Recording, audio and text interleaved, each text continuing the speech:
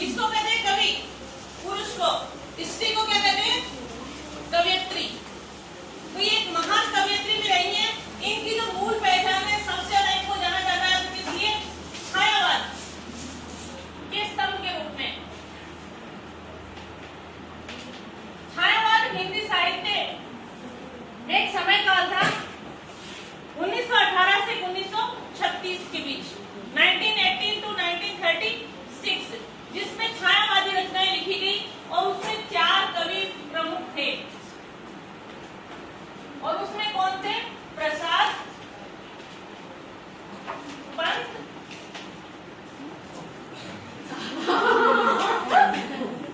निराला और महादेवी। क्यों हंस रही हो? क्यों हंस रही हो? प्रसाद, जयशंकर प्रसाद, पंत आपने 10th क्लास के सिलेबस में पढ़ा होगा। सुमित्रा नंदन पंत, ठीक है, मध्य प्रदेश में पावसी कविता है उधर। निराला, जिसको आपने अभी अभी 12th में आपके सिलेबस में है, बादल राम, और महादेवी वर्मा। इसमें महादेवी वर्मा को छायावाद की शक्ति कहा जाता है,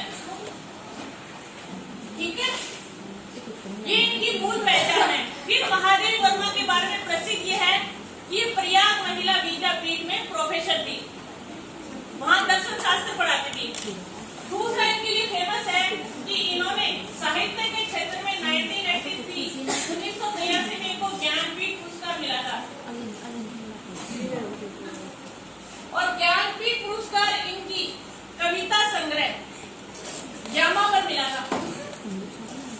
यामा इनकी पोएम कलेक्शन कविता संग्रह का भी संग्रह था। इसमें 4 कविता संग्रह थे, 4 पोएम कलेक्शन थे। कौन से? नीरजा,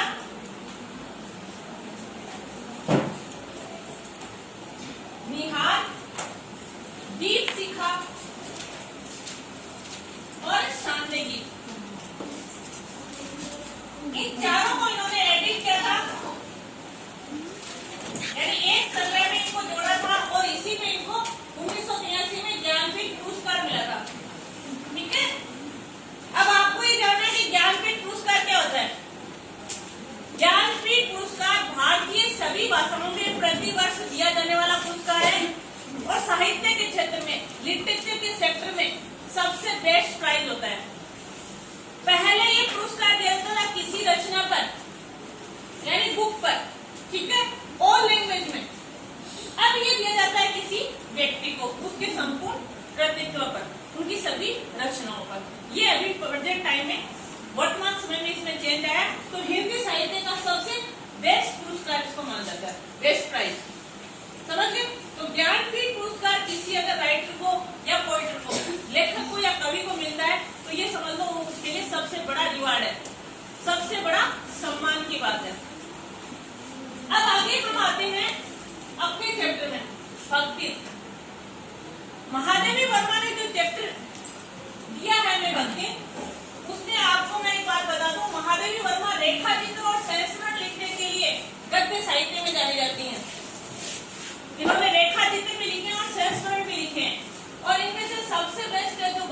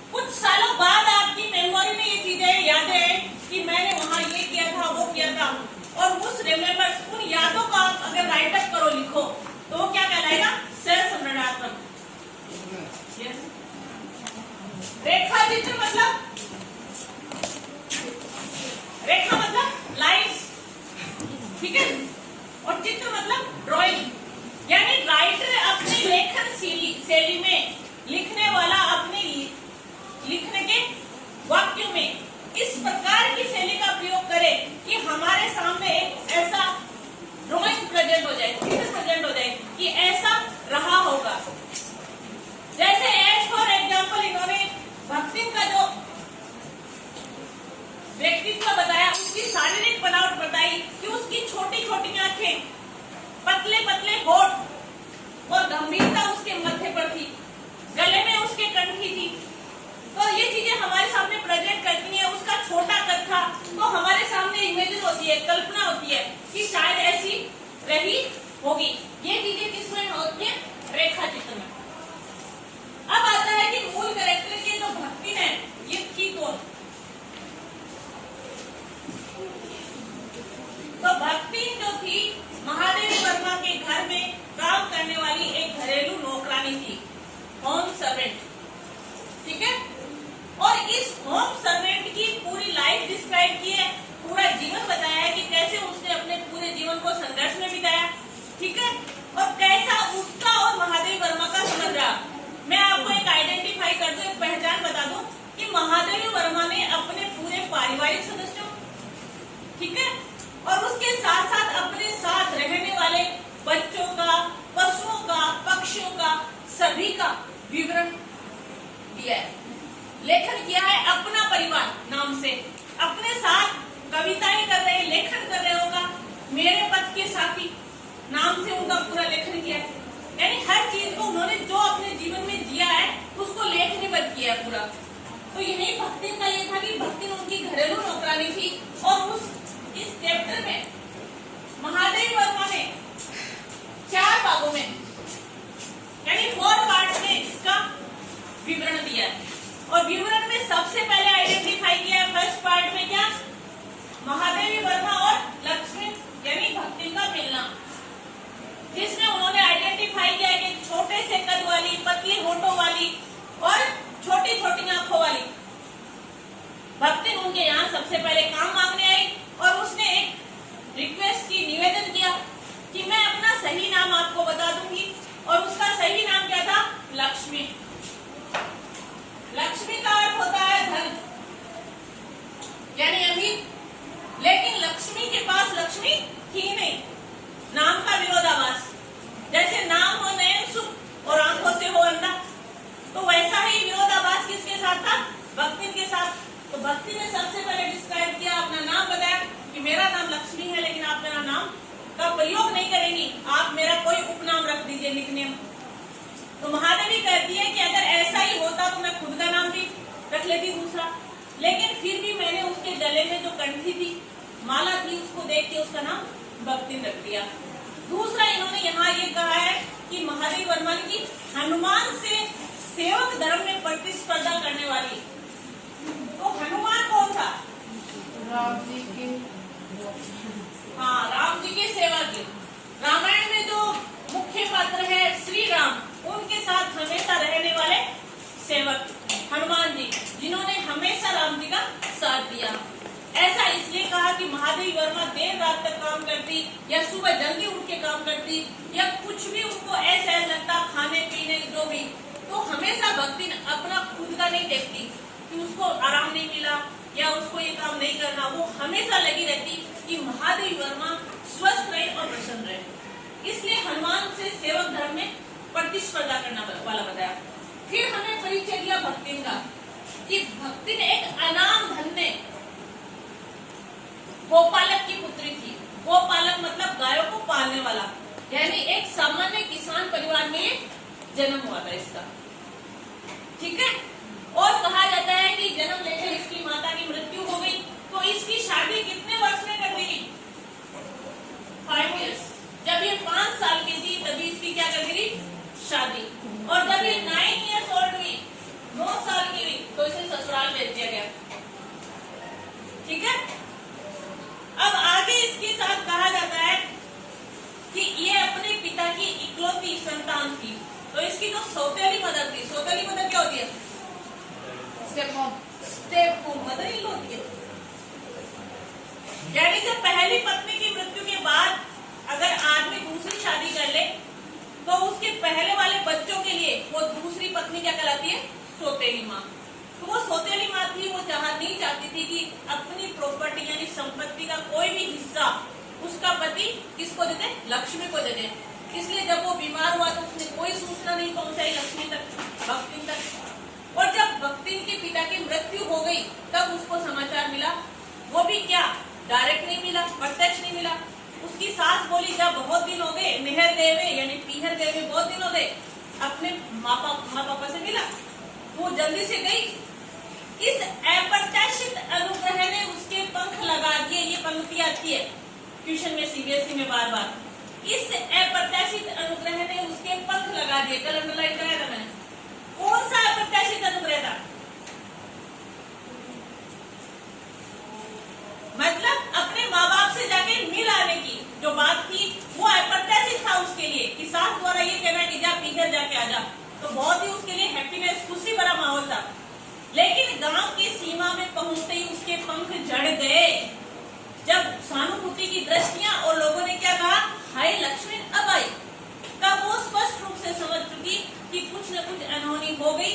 और जब वो वहां अपने मायके पहुंची तो उसने देखा उसके पिता का कोई चिन्ह नहीं था, यानी उनकी डेथ हो चुकी थी, अंतिम क्रियाक्रम तक हो चुका था।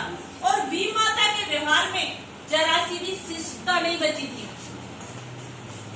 यानी सौतेली। वी माता मतलब सौतेली माँ ने उसके साथ कोई भी अच्छा व्यवहार नहीं किया। तो भक्ति उल्टे पैर यानी उसी समय उल्टे पैर कहाँ लौट आई, अपने ससुराल। और उसने अपनी ज्वेलरी, अपने गहने फेंककर सास पर अपना आक्रोश प्रकट किया और पति को झगड़कर, ताने मार के, लड़ाई करके।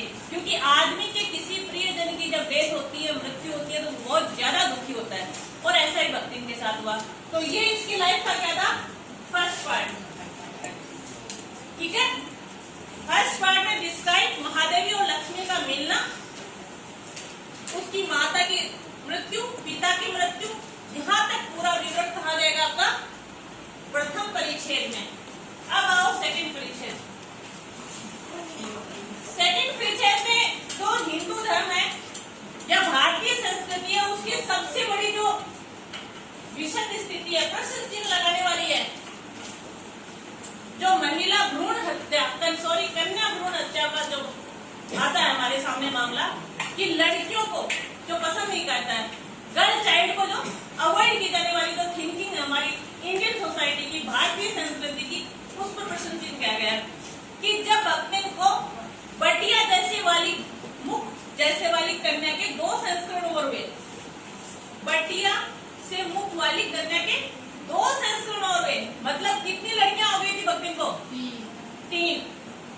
तो 3 बेटियों को जन्म देने के बाद भक्तिन के साथ उसके घर में पक्षपात होने लगा, यानी घर का सारा काम वो करती, उसकी लड़कियां करती, और उनको जो खाने के लिए खाना मिलता, फूड क्वालिटी, वो भी लोअर क्वालिटी मिलती। ठीक है, लेकिन फिर भी भक्तिन खुश थी।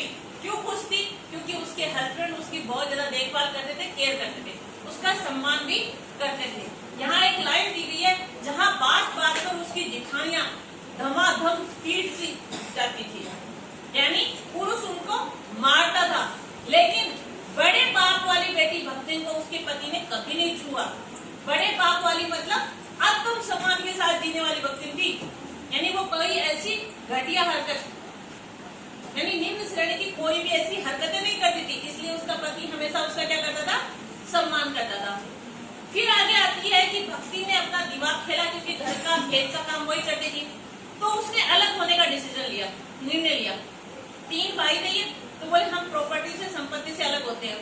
तो उसने ऊपर से असंतोष व्यक्त करते हुए, यानी बॉडी लैंग्वेज से, शारीरिक हाव भाव से, ऐसे कि अच्छा नहीं है फिर भी ले रही हूँ, अच्छा नहीं है फिर भी ले रही हूँ करके उसने संपत्ति से, घर और खेत में जो बढ़िया बढ़िया चीजें थी, क्योंकि उसको पता था कि कौन सी भूमि अच्छी है, कौन सी जगह अच्छी है, कौन सी खेती यहाँ अच्छी होती है, तो उसने संपत्ति का बंटवारा कर लिया और अलग हो गई। अब पति पत्नी दोनों अच्छे से थे, ठीक है, दोनों मेहनती थे, हार्ड वर्किंग थे, तो उनकी प्रॉपर्टी खूब अच्छे से डेवलप हुई, संपत्ति का विकास हुआ। लेकिन भक्ति का दुर्भाग्य था कि जब उसकी एज कितने साल थी, 29 वर्ष, और 29 वर्ष की अवस्था में उसके पति की क्या हो जाती है, मृत्यु हो जाती है। ठीक है, लेकिन मृत्यु होने से पहले वो जो 3 बच्चियां थी, उनमें से पहली बच्ची की वो शादी करके चला जाता है। ठीक है, तो ये उसकी लाइफ का कौन सा परिचय ग्रंथ होता है, सेकंड। ठीक है, सॉरी ध्यान नहीं होता, आगे जाके होता है। इसके बाद सेकंड परिचय में एक और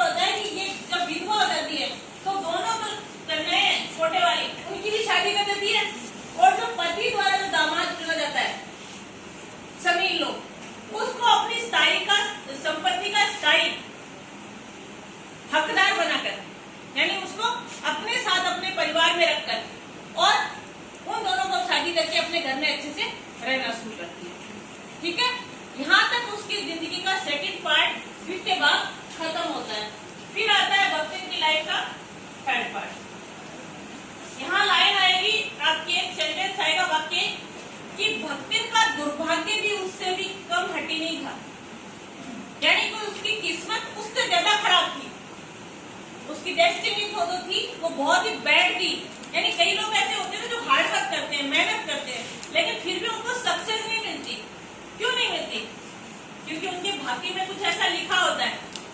जैसे रोलपुरी हमेशा सबका अच्छा करती है, लेकिन फिर भी उसको क्या हो जाता है मैडम, है ना, ऐसी फीलिंग आती है। तो सेम ऐसा यार, तो थर्ड पार्ट स्टार्ट होता है, ये जोक था सिर्फ, थर्ड पार्ट स्टार्ट होता है। यहाँ क्या होता है कि उसके जो दामाद था, जिसको उसने पति ने चुना था फर्स्ट लड़की का, उसकी भी डेथ हो जाती है। और सभी लोगों की डेथ होने के बाद उसके जेठ जिठानी ये सोचते हैं कि भक्ति की जो प्रॉपर्टी है उसको कैसे भी हथिया लिया जाए। होती है ना ऐसे फैमिली मेंबर्स में कि कैसे भी करके अपने भाई की प्रॉपर्टी को ले लिया जाए, तो वो उसके पीछे पड़ जाते हैं। लेकिन भक्ति की लड़की ने साफ मना कर दिया कि मैं दूसरी शादी नहीं करूंगी, मैं यहीं रहूंगी और सिंगल रहूंगी। लेकिन फिर भी उसके जेठ का जो साला था, यानी जेठ की वाइफ का भाई, ब्रदर इन लॉ, समझ रहे हो, साला यानी किसी की वाइफ का भाई, वाइफ का ब्रदर, पत्नी का भाई, तो वो तीतर लड़ाता था, यानी ऐसे ही लापरवाह लावारिस ढूंढने वाला।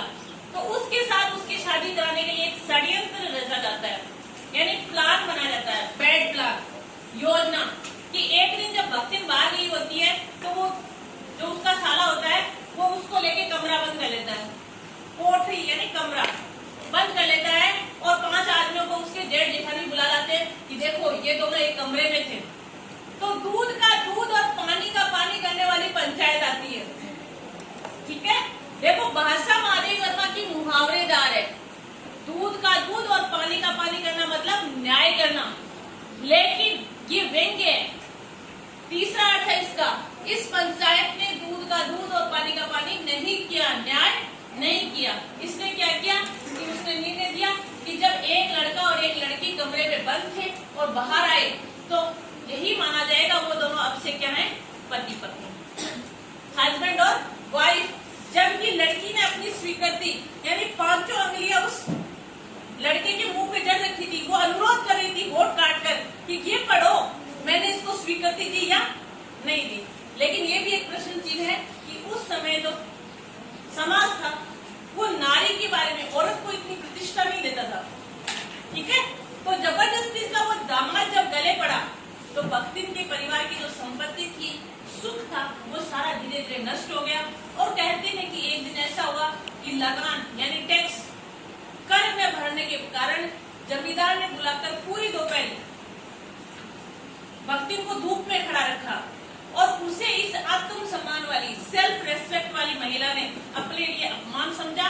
और तीसरे परिच्छेद का अंत यही होता है कि वहां से वो शहर के लिए निकल पड़ती है अपनी नौकरी की तलाश करने के लिए। उस दिन से वो काम छोड़ देती है। और चौथा परिच्छेद जो है, 4 पार्ट है, वो स्टार्ट होता है कहां से, महादेवी वर्मा के साथ रहते। यहाँ से एंट्री होती है महादेवी वर्मा और भक्तिन की लाइफ की। तो यहाँ महादेवी वर्मा बताती है कि उसके जो चौका था यानी किचन, रसोई में भी वो लाइनिंग कर देती थी कि इस एरिया से ज्यादा आप यहाँ प्रवेश नहीं कर पाओगे। क्यों नहीं कर पाएंगे?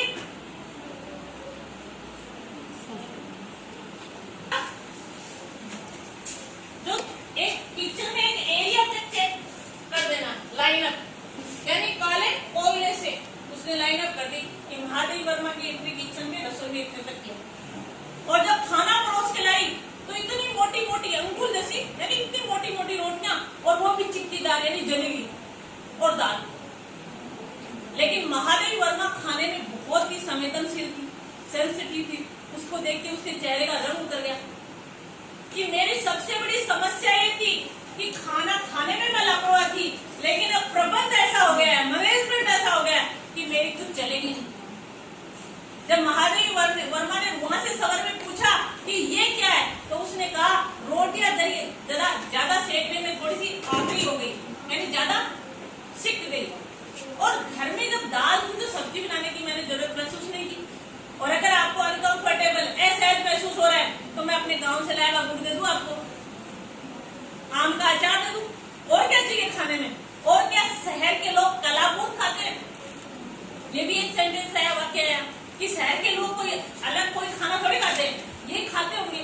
यानी पहला नौकर था जो मालिक की मर्जी से काम नहीं कर रहा था, खुद की मर्जी से काम कर रहा था। उनके कपड़े समेटने में धोती में वो सलवटे डाल देती और फिर कहती सही समेट गया, तो महादेवी कुछ नहीं बोल पाती। उसके बाद महादेवी वर्मा कहती है मैंने एक बार नियम चलाया कि मेरे यहाँ जो काम करने वाला है वो क्या पहनेगा, वो क्या करेगा, साइन करेगा, हस्ताक्षर करके सैलरी लेगा। तो महादेवी वर्मा कहती है भक्ति चारों तरफ चक्कर लगाती लेकिन खुद ना पढ़ती। क्यों ना पढ़ती? सबको उदाहरण देती, हमारी मालकिन सारे दिन पढ़त रहते, अगर हम भी पढ़ने बैठ जाए तो घर का काम कौन देखे? यानी मेरी मालकिन जो है, मेरी मास्टर, वो सारे दिन पढ़ने लिखने में लगी रहती है, मैं भी पढ़ने लिखने जाऊं तो घर का काम कौन करेगा? ऐसे एग्जाम्पल देकर वो बच्ची रहती थी। लेकिन जो पढ़ रहे थे उनकी अक्षरों की बनावट उनकी मास्टरनी बनी घूमती थी कि देखो इसमें ये गलती है, इसने ये सही ढंग से नहीं लिखा। दूसरा महादेवी वर्मा एक महत्वपूर्ण बात करती है कि भक्ति मेरे पास आने वाले सभी व्यक्तियों को रेस्पेक्ट यानी सम्मान उसी प्रकार का देती थी जैसे वो लोग मुझे देते थे। यानी कोई भी आदमी आता महादेवी वर्मा के साथ जैसा व्यवहार करता, जैसा सम्मान महादेवी वर्मा जी को देता, वैसा ही सम्मान भक्ति क्या देती उस आने वाले देश को, मेहमान को। और आगे एक चीज आती है कि भक्ति के साथ रहने वाले जो थे लोग, वो कई बार उसको चिढ़ाया करते थे क्योंकि उस समय कंट्री हमारी जो थी आजाद नहीं हुई थी। देख लो 1907 में इनका जन्म हुआ था, 1987 में मृत्यु। तो उस समय ये जब लिखा गया था संस्मरणात्मक रेखा चित्र, तब भारत आजाद नहीं हुआ था, आंदोलन चल रहे थे, मूवमेंट्स चल रहे थे। तो लोग चिढ़ाते थे कि किसी दिन महादेवी वर्मा को जेल में ले जाएंगे, ठीक है, तो आप क्या करोगी? तो वो महादेवी वर्मा से कहती कौन कौन सी साड़ी रख लूं, यानी कपड़े कौन कौन से रख लूं, क्या क्या चीज रख लूं जो जेल में साथ चले। अब उस देहाती जो थी, एक देहात ग्रामीण क्षेत्र में रहने वाली महिला को ये नहीं पता था कि जेल में कभी किसी को साथ जाने की अनुमति नहीं होती। लेकिन वो समझदार इतनी थी कि वो कहते जब भी कच्ची पगडंडी होती तो वो महादेवी वर्मा के पीछे रहती ताकि धूल उड़े तो उनके अंदर न जाए महादेवी, और जब कठिन रास्ता पहाड़ी रास्ता होता वो महादेवी वर्मा के आगे जाते। और इसमें एक सेंटेंस आता है कि जब ये कहते हैं कि पुलिस गिरफ्तार कर लेगी महादेवी वर्मा को, डराते थे लोग, तो वो कहती थी किसी का बाप लाट साहब से, लाट साहब मतलब अधिकारी से, ऑफिसर से नहीं लड़ा होगा, लेकिन मेरी मालकिन को किसी ने गिरफ्तार किया तो वो बड़े से बड़े लाट साहब यानी बड़े से बड़े ऑफिसर से लड़ने के लिए तैयार। ये आपका पूरे चैप्टर का समराई है। अब क्वेश्चन कौन कौन से आते हैं वो एक बार मैं आपको बता दूं। सबसे ज्यादा बात तो ये क्वेश्चन पूछा है, सेवक धर्म में हनुमान से प्रतिस्पर्धा करने वाली, ठीक है, इसका लेके आपको पूछा जाता है। दूसरा ये पूछा जाता है कि जो भक्ति थी इसका रियल नेम क्या था, वास्तविक नाम लक्ष्मी, और लक्ष्मी नाम से पुकारने के लिए उसने मना क्यों किया? पसंद नहीं होता कि लक्ष्मी का अर्थ होता है धन, मनी, जबकि मनी उसके पास थी नहीं, वो थी कंगाल, इसलिए उसने मना किया। एक बार क्वेश्चन पूछा जाता है आपको, खोटे सिक्कों की टकसाल, खोटे सिक्कों की टकसाल या बटिया से मुख वाले एक कन्या के 2 संस्करण करने वाली, ये भक्ति के लिए क्यों कहा गया? और इसमें भारतीय समाज की कौन सी विचारधारा प्रस्तुत होती है? तो यहाँ भारतीय समाज में महिला जो है लिंग के आधार पर किया जाना विभेद समझ आता है कि परिवार में जब भी लड़की होती है तो उसको क्या दी जाती है, आदर सम्मान नहीं दिया जाता। और ये हमारा सबसे ज्यादा सेंसिटिव यानी संवेदनशील मुद्दा है जो आज के समय में भी अगर है तो 20% विद्यमान है। सोच है हमारे समाज के लोगों की कि लड़का होना चाहिए, लड़की नहीं होनी चाहिए, जबकि लड़का और लड़की दोनों ही समान होते हैं। एक ये प्रश्न बार बार पूछा जाता है, भक्ति का दुर्भाग्य भी उससे कम हटी नहीं का, ये क्यों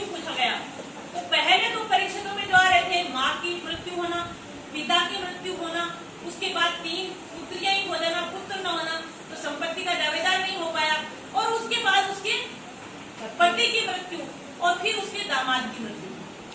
इन चीजों के लिए कहा गया है कि भक्तिन हार्ड वर्किंग थी, मेहनती थी, लेकिन फिर भी उसके भाग्य में क्या था? दुख लिखा था। और इसके आगे ये प्रश्न भी पूछा जाता है, अपीलहीन फैसला हुआ किसका? पंचायत का। और कलयुग के दोष का परिमार्जन कर सकते हैं, यानी कलयुग का दोष दिया गया जब भक्ति की लड़की और वो लड़का साथ पाया गया तो, और पूर्ण रूप से न्याय नहीं किया गया। ये वाला पूछा जाएगा आपको। और एक नॉर्मल प्रश्न पूछ लिया जाएगा कि बड़े लाड साहब से कोई नहीं लड़ता, लेकिन मैं लड़ूंगी। भक्तिन और महादेव वर्मा के रिश्ते के बारे में पूछा जाएगा कि दोनों एक दूसरे के साथ कैसा महसूस करती थी, और क्या भक्तिन वास्तविक अर्थ में महादेव वर्मा की नौकर थी? नौकर थी क्या? नौकर नहीं थी, उसकी जिंदगी का एक हिस्सा बन गई थी, स्थायी रूप से, परमानेंट। नौकर होती तो वो एरिया डिसाइड थोड़ी करती कि आज खाने में क्या बनेगा। नौकर नहीं थी, पूरी तरह से अधिकार रखती थी। और महादेवी वर्मा चाहती थी